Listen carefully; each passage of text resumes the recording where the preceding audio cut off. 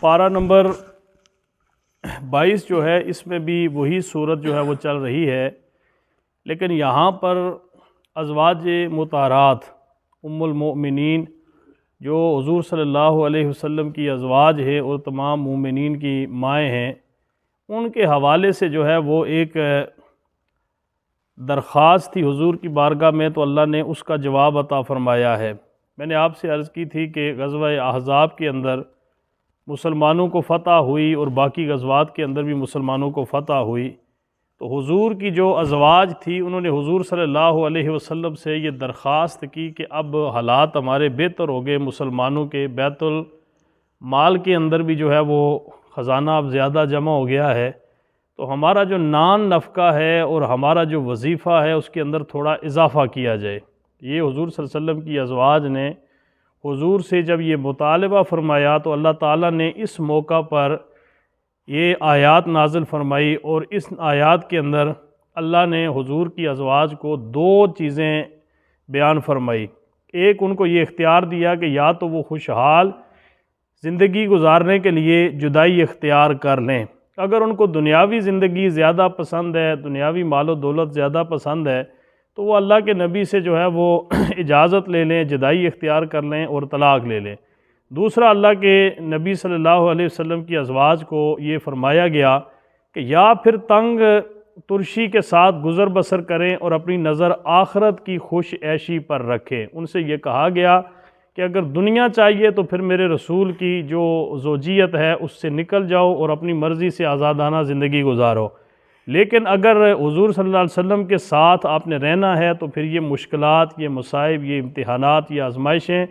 یہ تمہارے اوپر رہیں گے، لیکن آخرت کے اندر اللہ آپ کو اس کا بہت بڑا اجر عطا فرمائے گا۔ تو پھر ازواج رسول صلی اللہ علیہ وسلم نے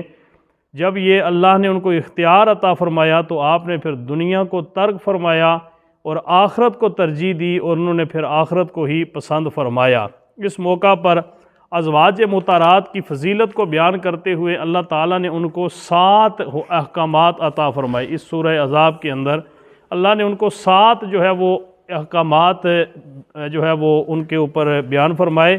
در حقیقت میں اللہ بیان تو ازواج نبی صلی اللہ علیہ وسلم سے فرما رہا تھا،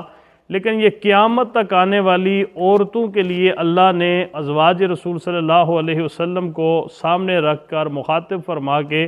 قیامت تک کے آنے والی مسلمان خواتین کو اللہ نے یہ احکامات ان کے لیے بیان فرمائے۔ پہلا یہ تھا کہ مردوں کے ساتھ بات کرتے وقت لوج دار لہجہ اختیار نہ کریں، نرم لہجے کے ساتھ، غیر مرد کے ساتھ گفتگو نہ کریں ہنس ہنس کے، اور جس طرح آج کل جو ہے وہ ایک ٹرینڈ چلا ہوا ہے کہ عورتیں بازار کے اندر جاتی ہیں، مارکیٹوں کے اندر جاتی ہیں تو بھائی بھائی کہہ کے، اور اس طرح کا ایک عجیب قسم کا کہا کہ بالکل بھی نرم گفتگو، نرم لہجہ رکھ کے غیر مرد کے ساتھ آپ نے گفتگو نہیں کرنی۔ دوسرا یہ کہ بلا ضرورت گھر سے باہر نہ نکلیں، کیونکہ مسلمان عورت کا جو اصل اور محفوظ ٹھکانہ وہ اس کا گھر ہی ہے۔ تیسری، ان کو یہ جو ہے وہ حکم ارشاد فرمایا کہ زمانہ جہلیت کی طرح اپنی زیب و زینت اور آرائش نہ کرو، اور اپنے ستر کا یعنی بے پردگی کا جو ہے وہ مظاہرہ کر کے باہر نہ نکلو۔ چوتھا، ان کو یہ حکم ارشاد فرمایا کہ نماز کی پابندی کریں۔ پانچواں یہ حکم دیا کہ زکوٰۃ بھی دیا کریں۔ چھٹا یہ حکم دیا کہ اللہ اور اس کے رسول کی اطاعت کریں، اور ساتواں یہ کہ قرآنی آیات کی تلاوت اور احادیث کا مذاکرہ کیا کریں، آپس میں حضور کے جو ارشادات ہیں ان کو ایک دوسرے کے ساتھ دہرایا کریں اور اسے رپیٹ کیا کریں۔ در حقیقت میں یہ اللہ تعالیٰ نے ازواج رسول صلی اللہ علیہ وسلم کو یہ بیان فرمایا، لیکن یہ ہر عورت کے لیے ان کے اوپر عمل پیرا ہونا ضروری ہے۔ پھر یہاں اسی سورہ مبارکہ کے اندر احزاب کے اندر ایک اور چیز بیان فرمائی گئی ہے کہ منہ بولا بیٹا۔ بہت سارے لوگ اس جو ہے وہ معاملے میں ہوتے ہیں کہ کسی کا بیٹا وہ اپنا لیتے ہیں، کسی بہن کا یا بھائی کا یا کسی اور رشتہ دار کا، پھر اس کو اپنی ولدیت جو ہے وہ لکھوا لیتے۔ یہ ناجائز ہے، شرعی طور پر یہ بالکل جو ہے وہ غیر شرعی عمل ہے۔ بیٹا جس کا بیٹا ہے اسی کا بیٹا ہے، جس سے وہ پیدا ہوا ہے وہ اسی کا رہے گا۔ آپ اگر اس کو پالتے ہیں، آپ اس کی تربیت کرتے ہیں، گھر کے اندر آپ اسے رکھتے ہیں، بیٹا بنا کے رکھتے ہیں، لیکن پھر بھی وہ آپ کا بیٹا نہیں بنے گا۔ حضور صلی اللہ علیہ وسلم کا ایک غلام تھے حضرت حارثہ، ان کا ایک بیٹا تھا جس کا نام زید تھا، زید بن حارثہ۔ حضور صلی اللہ علیہ وسلم کی ایک جو بیوی تھی، آپ کی جو زوجہ محترمہ تھی حضرت زینب رضی اللہ تعالی عنہا، حضور نے ان سے نکاح فرمایا۔ یہ جو زینب تھی یہ حضرت ام المومنین زینب رضی اللہ تعالی عنہا، یہ حضرت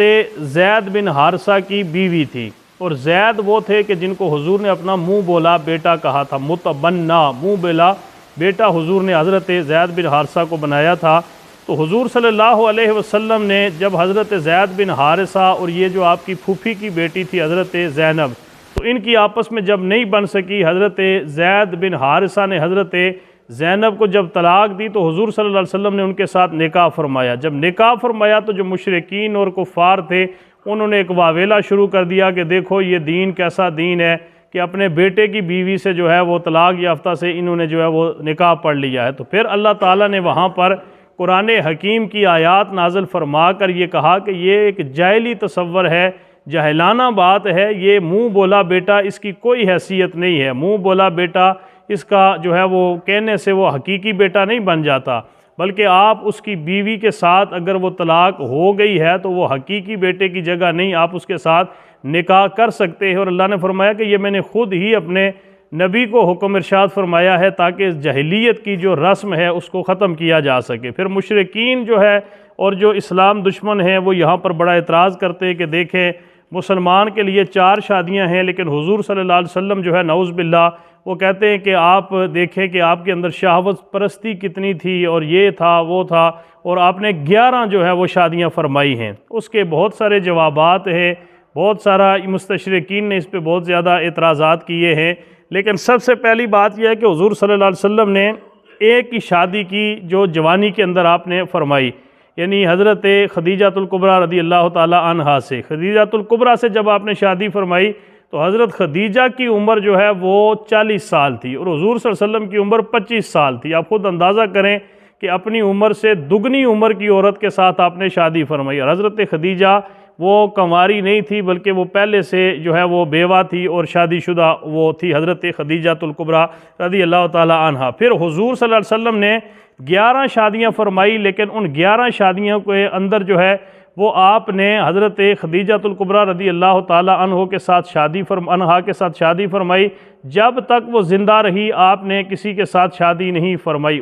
یعنی آپ زندہ تھی لیکن جب 50 سال آپ کی عمر ہو گئی، یعنی 10 سال تک آپ نے کسی سے شادی نہیں فرمائی۔ جب حضور کی عمر جو ہے وہ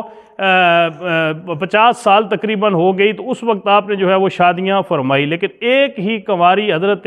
عائشہ صدیقہ رضی اللہ تعالیٰ عنہا سے شادی فرمائی، باقی ساری بیوہ عورتیں تھیں یا طلاق یافتہ تھی۔ تو اس کا ایک خاص مقصد اور مدعا تھا جس کی وجہ سے حضور صلی اللہ علیہ وسلم نے جو ہے وہ یہ شادیاں فرمائی ہیں۔ اس کے اندر ایک تو یہ تھا کہ جس خاندان سے، جس برادری قبیلے سے آپ شادی فرماتے وہ لوگ آپ کے جو ہے وہ دست و بازو بن جاتے، لوگ جو ہے نا اپنی برادری بناتے ہیں، قبیلہ بناتے۔ اسلام کی طاقت کے لیے حضور نے بڑے بڑے خاندانوں سے شادیاں کی اور ان خاندانوں کو اپنے ساتھ ملایا جس کا فائدہ اسلام کو ہوا۔ پھر دوسرا یہ تھا کہ ازواج جتنی زیادہ تھی آگے دین پھیلانا مقصود تھا، کسی نے حضور کی کوئی چیز دیکھی، کسی نے کوئی چیز دیکھی اور انہوں نے آگے حضور کی سنت، حضور کے طریقے کو آگے پھیلایا، اور قیامت تک چونکہ اس دین نے چلنا تھا اس لیے حضور کی 11 بیویاں در حقیقت میں حضور کی آگے جو زندگی تھی اس کو پھیلانے کے لیے، اس تعلیم کو عام کرنے کے لیے آپ نے جو ہے وہ یہ اتنی شادیاں فرمائی۔ اور پھر دوسری بات یہ تھی کہ حضور کو بعض چیزوں کے اندر اللہ نے امتیازی مقام دیا، جس طرح ہم 5 نمازیں ہمارے اوپر فرض ہے، حضور پہ 6 فرض تھی، کہ آپ وطر جو یہ تہجد ہے وہ بھی آپ کے اوپر فرض تھے۔ اسی طرح بہت ساری ایسی عبادات ہیں جو ہمارے اوپر لازم نہیں ہیں، اللہ کے نبی پہ لازم تھی۔ بہت ساری چیزیں ایسی ہیں جو ہمارے اوپر تو لازم ہے لیکن اللہ کے نبی ان سے جو ہے وہ بری الذمہ تھے۔ اسی طرح یہ حضور کے تخصصات میں سے ہے، حضور کی خاصیت میں سے ہے اور حضور کے امتیازات میں سے ہے کہ امتی صرف 4 شادیاں کر سکتا ہے اور اللہ کے نبی نے 11 شادیاں جو ہے وہ فرمائی ہیں۔ پھر اسی سورہ مبارکہ کے اندر اللہ نے اپنے محبوب سے یہ حکم ہمیں ارشاد فرمایا ہے کہ بے شک اللہ اور اللہ کے فرشتے محبوب کریم پر درود و سلام پڑھتے ہیں، اے ایمان والو تم بھی میرے محبوب پر درود و سلام پڑھا کرو۔ حضرت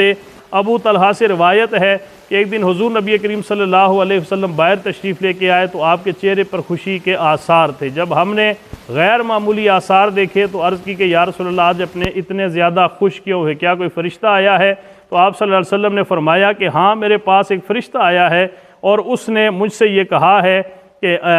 آپ کی امت میں سے جو شخص بھی آپ پر ایک بار درود بھیجے گا میں اس پر 10 رحمتیں نازل فرماؤں گا، اور جو آپ پر ایک بار سلام بھیجے گا میں اس پر 10 بار سلامتی جو ہے وہ نازل فرماؤں گا۔ میں نے فرشتے کو جواب دیا ہاں میں خوش ہوں۔ اللہ کے نبی نے فرمایا کہ میں اسی لیے خوش ہوں کہ جبریل میرے پاس ایک فرشتہ میرے پاس یہ پیغام لے کے آیا۔ درود پاک وہ واحد عبادت ہے، یہ اس دن میں عرض کر رہا تھا کہ حضور نے فرمایا ہلاک ہو جائے وہ شخص جس شخص کے سامنے میرا نام لیا جائے اور وہ مجھ پر درود پاک نہ پڑھے۔